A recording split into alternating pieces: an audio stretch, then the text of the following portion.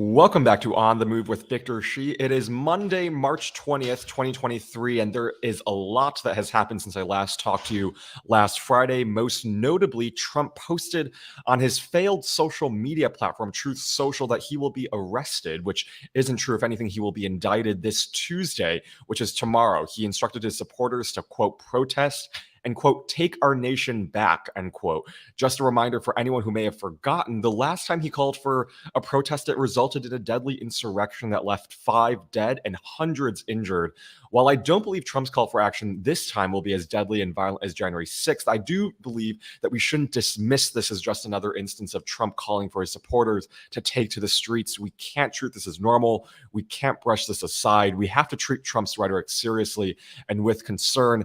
And today we're going to talk about his social media post, what a possible indictment means for Trump politically, and get into what to watch out from Republicans when Trump gets indicted. And as of right now, there's a lot of interesting talk from Republicans' retreat, and there seem to be panicking. So we'll talk about all of that. And to help me do that, I'm grateful to be joined by Rachel Bitecofer, a political strategist and author of the must-read book, The Unprecedented 2016 Election.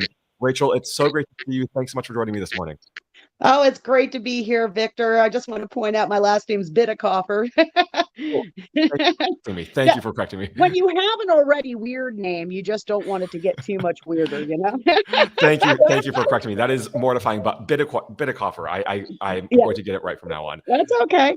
So there's so much to talk about, but this weekend was pretty significant with Trump predicting that he will be arrested tomorrow. And this morning, I just saw the Manhattan courthouse is putting up barricades outside of it. I just want to note that there is no confirmation of tomorrow being the day, but it seems like the grand jury today is bringing in Robert Costello as another witness. Michael Cohen is going to be back to rebut Costello's testimony. I'm wondering, what is your reaction to all of this and when you saw Trump's post? Yeah. So, I mean, this is, number one, as you were saying in your introduction, it is important to take Trump's rhetoric serious. I took it very serious headed into January 6th. Yeah. Many of us were anticipating terrible things to happen in D.C. that day. I mean, obviously not specifically, hey, they're going to charge the Capitol and storm the building, but violence. And, we have to believe it. And I really think it's stunning, right? I mean, he's not getting arrested on Tuesday. In fact, we come to find out over the course of the news cycle that there's absolutely he's just based that off of nothing. He made it up out of thin air, right? So we don't even know what's going to happen on Tuesday, but we do know that we have to take Trump seriously at his word. If he tries to send, people after us, we have to be prepared for that. But we cannot let that deter us ever from the pursuit of justice. Absolutely. Because I always tell people, look, if they're willing to do violence now, imagine what they'll do the next time they have power. So it's chilling to think about. And I just think about someone always tells me, the risk of not indicting is greater than the risk of, the risk of indicting is greater than the risk of not indicting. And so it really is, as we head into Tuesday, I mean, we have to hold this man accountable. But as we've mentioned earlier, I mean, part of his statement included commanding his instructions or as his supporters to protest and take our nation back. I think you and I, we don't believe this is January 6th, but he still has, I think, a lot of support. I'm wondering how serious and concerned we should be about his base right now and how possible the threat of violence is in the case that he's indicted. See, I'm not really sure, because here's the thing. I mean, there's reasons why Jan 6 was distinctly different, and a lot of it has to do with the fact that so many Republican politicians and Fox News rallied around his lie and really juiced up the energy, right? So here's where I think I think that Donald Trump was testing to see kind of like what's out there for him. Yeah. And if so, then that test was bad for him, right? I mean, there was you didn't see people storming the streets out in DC and New York begging, for protecting Donald Trump. And a lot of the posturing, as you pointed out, in the Republican retreat is where the truth is, right? The truth is these people are terrified. They're going to get saddled with a nominee who's indicted in multiple cases across both federal and state things, right? And they want to posture like this will make Trump more politically strong in order to dissuade those prosecutions. But they know the truth of the matter, and the truth of the matter is he will make a stunningly weak controversial general elections nominee, and they're definitely trying their best to avoid that. I think what you just said about that this isn't the only indictment that would be coming for Trump's way. There are so many other investigations right now, like you said, on the federal and state level that we could see coming towards Trump's way. So this isn't the this isn't the end. This is only the beginning. And I guess the big question that a bunch of people are wondering is how will this indictment help or hurt Trump politically? Walk us through what you think a Trump indictment will do on his supporters, traditional Republicans, Democrats, and if it'll help Trump overall, or do you think it'll hurt him? So I do think you will see a tremendous, immediate spike amongst the Republican primary poll stuff, right? That stuff I have no concern about. Mm-hmm. What folks need to understand, number one, is that we're in the invisible part of what's called the invisible primary. So the invisible primary is the period of time in which there's debates, but no contest, and the contests don't start till January, right, of the election year. So 2023, this whole year is what we call the invisible primary, but we're actually in the most invisible part of the invisible primary. And Donald Trump is already showing extreme signs of weakness in this stage, right? So I think what we're going to see, even though you'll see people rally behind him and it's all a witch hunt, I think the Georgia charges have a potential to be a real the equivalent of getting really sober really quick, especially because those charges probably will involve other elected Republicans at the state level in Georgia who were involved in the effort to coup that. And I think that's going to throw some water on the mania. I think reality bites, and especially bites when it's a criminal indictment. So I think we're going to start to see erosion of Trump as these criminal proceedings end up going through the system. And, I would be really shocked if Donald Trump is the nominee. My expectation today, as an expert in presidential nominations who wrote a dissertation and a book about him, is that Ron DeSantis, because his name ID is so strong and MAGA is going to need a safe landing spot. They may not want one, but they're going to need one, is probably well positioned right now to be the front runner for this 24 nomination. Wow. I mean, what disgusted me even more this weekend, and you mentioned the retreat that Republicans took, but Kevin McCarthy, right after Donald Trump posted on his social media platform to, go and protest and take our nation back, he instructed committees to investigate DA Bragg's office and Mike Pence attacking DA Bragg and defending Trump now. Do you think this confirms that the Republican Party is just still this cult of personality around Trump? Oh, yes. I mean, this is a very dangerous situation we find ourselves. We're not talking about the Republican Party that has existed for, it starts in the 1840s, 1850s, for 150, 170 years. We're talking about a different Republican Party. And where it is different is in this distinction. And it's important for folks to understand it.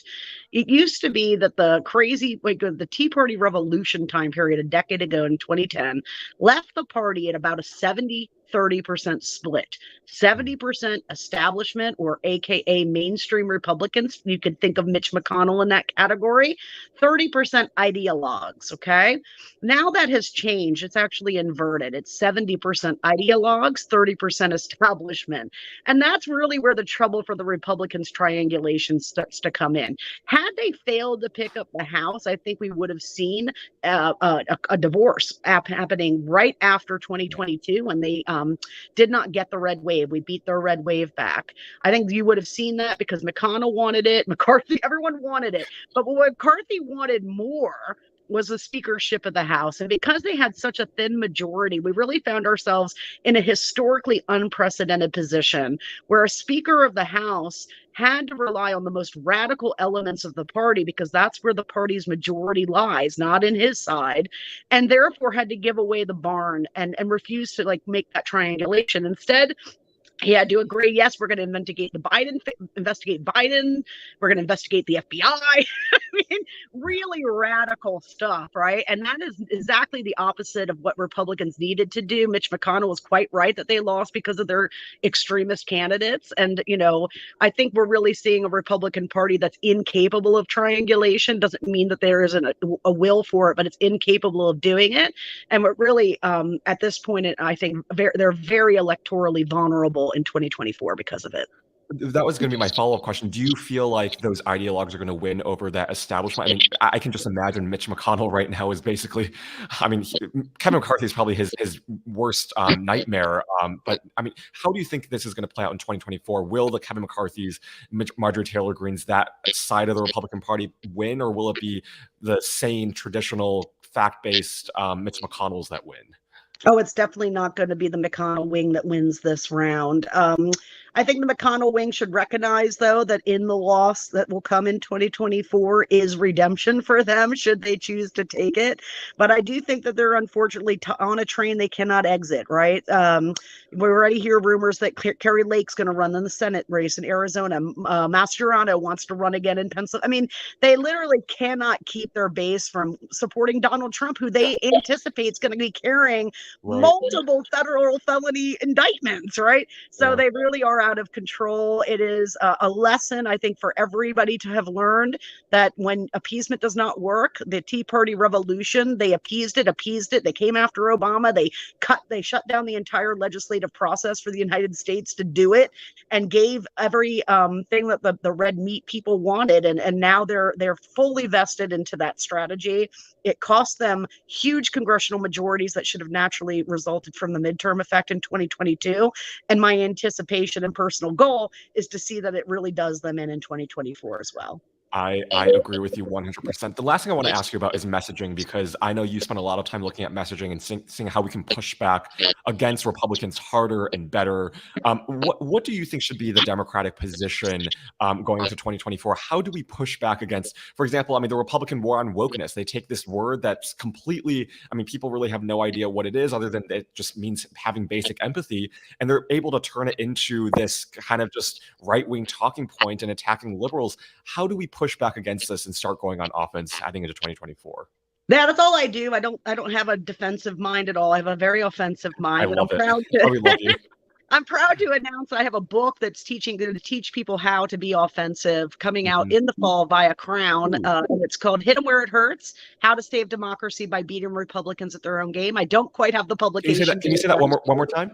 Hit 'em Where It Hurts: How to Save Democracy by beating the Republicans at their own game. And literally what it does, Victor, is it teaches us to electioneer as Republicans do, okay? Motive, negative partisanship. They don't try to sell their swing candidates. They try to discount the opposition party swing candidate, right, in these swing races. So changing that strategy is really crucial, but in particular to deal with this woke issue, then you redefine it as a war on freedom. And that's what it is. It's a war on our freedom, right? So instead of explaining how wokeness is good, or, you know, the realities of diversity and exclusion and equality education, or what's in these books, you want to paint them as extremists who are coming for your kids' brains. And that's something that Democrats have traditionally shied away from. So hopefully they will read your book and start doing that heading into 2024, and start taking, I mean, I know we all love Michelle Obama, but her saying, you know, we go high when they go low, I think we do have to get on their level. I'm assuming you agree with that? I do, but I want to point out one thing. I feel like Michelle Obama was not making a prescription so much as an observation, right? And she was quite right in that observation. For a decade after the Republican Party started to go into extremism, which happened right after the big financial crisis and Obama, the first Black president, getting elected, they went nuts, right? And for 10 years, more than 10 years, we buried our heads in the sand about it and said, well, we're just going to do the right thing. We're going to always say the right thing. We're going to keep politics about substance. And, you know, where that has put us is on the verge of collapsing into fascism. And that's really, really bad. I've been studying World War II and the Holocaust extensively over the last few years. And one of the common threads I will tell people is that in all the survival stories I hear from Holocaust survivors, the common thread is that most survivors who managed, and we're talking about 90% of Jews in Poland getting wiped out in the Holocaust. So it's a huge amount of death and destruction. Those who did survive are the ones with resources. Okay. And I mention that because we have no choice now. We must get into the dirt and start throwing rhetorical punches back at these people, because the folks that liberals claim to care the most about are marginalized people, the poor, the disabled, elderly, people like that. They are the ones that will pay the price if we end up in a right-wing autocracy. And so what I always tell people who are like, oh, can we say that? Should we do that? I'm like, yes, the people whose lives are depending on us require us to meet this moment, and I am ready to meet it. Definitely. Rachel, thank you so much for all that you do, and thank you so much for your voice in this fight. I'm so grateful for you, and thank you so much for joining me this morning. Well, thanks for having me on your show. I'm so excited about your show. Thanks so much. Bye, Rachel. Bye.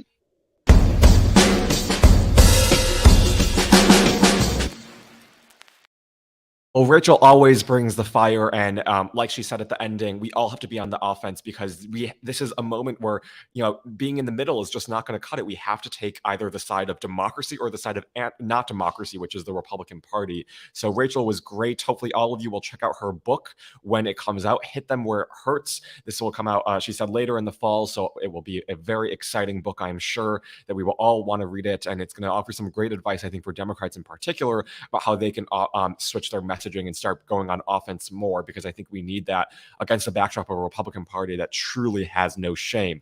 A couple of things that I want to get to before we close out for today. The first is, like I said during the introduction, right before I got on this show, I saw on Twitter that outside of the Manhattan courthouse, we are seeing barricades being put up in the case of a Trump indictment this week. As we know, this week is going to be a big, big week, I think, for all of us. Accountability is finally coming for democracy. This is good news. And yes, I do acknowledge that there might be some risk to indicting Donald Trump, but the risk of not indicting Donald Trump will be far, far greater. And so for all of us, I think, we've been waiting for this moment. It's going to be a really important moment. I don't want it to be lost on anyone that this is the former president of the United States being held accountable and being indicted this week. Possibly that'll be the first time it ever happens in American history. And we can't let this happen again. I mean, this is someone who, we have to take this moment seriously. This isn't normal. This is something that is happening to Donald Trump because he broke multiple laws. And I tweeted about this yesterday, where we may hate him as much as we want, but at the end of the day, the reason why he's being held accountable isn't because he's racist, isn't because he's sexist, isn't because he says all of these crazy things. It's because he has truly broken many laws. And so, like you said during the episode, this is probably only the first of many to come. There are investigations on the federal level. You think of what's happening with Jack Smith. Jack Smith is doing Mar-a-Lago, January 6th. You have what's happening on the state levels. Fani Willis in Georgia investigating that infamous phone call asking for more votes, one more vote than what Trump won by. You have New York with the Egan Carroll case. You have Letitia James continuing her investigation. So there are a lot of investigations heading into Trump's way. And, this is probably just one of the first indictments that we'll see. And so we'll all be, I know, biting our nails to see when this happens. Apparently, rumor is tomorrow will be the day. But again, like I said during this episode, Robert Costello, who was a former advisor to Michael Cohen, is now being asked by the Trump team to testify against Michael Cohen. Michael Cohen said yesterday on MSNBC that he will be presenting as he will be going on as a rebuttal witness to, now we know, Robert Costello. So there's some exciting movement right now in Manhattan, and we'll see what happens. Whether or not this will happen this week, I suspect it will. Otherwise, we wouldn't be seeing law enforcement working with Manhattan to really kind of put up those barricades. So we will all be watching very, very closely. One other thing that I thought was really striking from this weekend was a great piece by Peter Baker. I'm not sure how many of you guys saw it, but it was in the New York Times. And basically,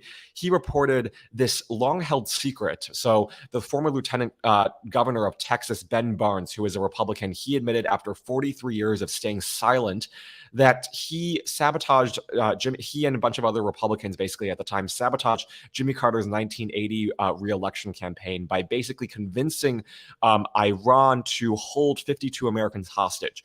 There were a lot of rumors, and I'm not old enough to remember when those rumors started, but there were a lot of rumors that this happened. But this was really the first solidified account that this happened, and that basically Ben Barnes, with the help of other Republicans, basically sabotaged Jimmy Carter's re-election campaign. And during that moment, he said that had they not done that, Jimmy Carter would have been elected. And so they basically convinced Iran to hold back those hostages until after the 1980 election when Ronald Reagan was in office. So it's someone tweeted out this thing where you have Richard Nixon and Watergate. You have Bush and his son. You have Trump and Russia. Now you have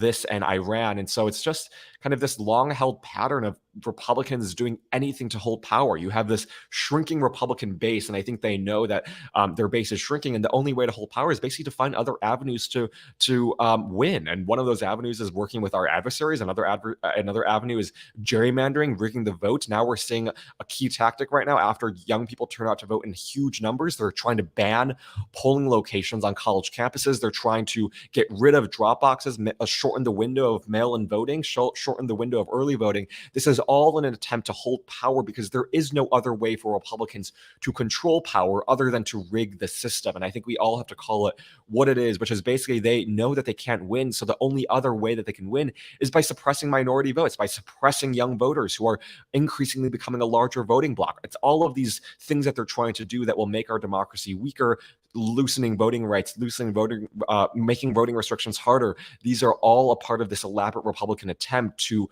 cheat the system, to rig the system, and to basically hold on to power. But as all of us, as people engage in this democracy, everyone listening here, we all have a role to play in making sure that we make our voices heard, getting people around us signed up and registered to vote, amplifying those resources. That's how we can win against this Republican that is truly, truly so corrupt and trying to take away our ability to make our voices heard. So if you haven't checked out that piece by Peter Baker in the New York Times, highly urge you to check it out. It's very disturbing. And again, just goes back to show kind of even going back to 1980, you have Republicans and Ben Barnes setting up this very elaborate campaign to basically take down Jimmy Carter, and it worked. And we can't let it work in the future. So I highly urge all of you to check that out. We'll be back this week with more episodes of On the Move. You do not want to miss them. We have some exciting guests coming your way this week, and you don't want to miss them. We'll be back every day at 8 a.m. Pacific time, 11 a.m. Eastern time, right here on youtube.com/Politicon. You do not want to miss them. I'll give you a little bit of a preview about what we have coming up in store. Tomorrow, we're going to have on Lawrence O'Donnell from MSNBC to talk about Fox News and also Trump being indicted. He did not mince words about Donald Trump yesterday, or I guess the day before on MSNBC when he was asked to react to the indictment and Trump's failed social media platform post. So Lawrence O'Donnell from MSNBC will be joining me tomorrow. Wednesday, I'll be joined by New York Congressman Jamal Bowman, who is a great voice in the progressive community, really is I think one of the great elected officials and talents that we have in the Democratic Party. Jamal Bowman will join me on Wednesday. And then on Friday, we'll be joined by Kimberly Atkins Storr. For any of those who are listening to #Sisters-in-Law, who watch MSNBC or who subscribe to the Boston Globe, she always provides great commentary, and we love Kimberly Atkins Storr. She's one of Politicon's own. And then on Thursday, I'll do an Ask Me Anything. So be sure to ask me your questions, and I will get to them on Thursday. Thank you all so much for watching this episode with Rachel Bitecofer. I got that right this time. Please check out her work, her Twitter. She is on fire. And thank you all so much for watching. I'm grateful for all of you. And let's brace ourselves for this week because it's going to be long, but I'll try to be here every step along the way to help give you the news that you deserve and you need. So please join us tomorrow at 8 a.m. Pacific time, 11 Eastern time. And again, thanks so much for watching. Have a great rest of your Monday.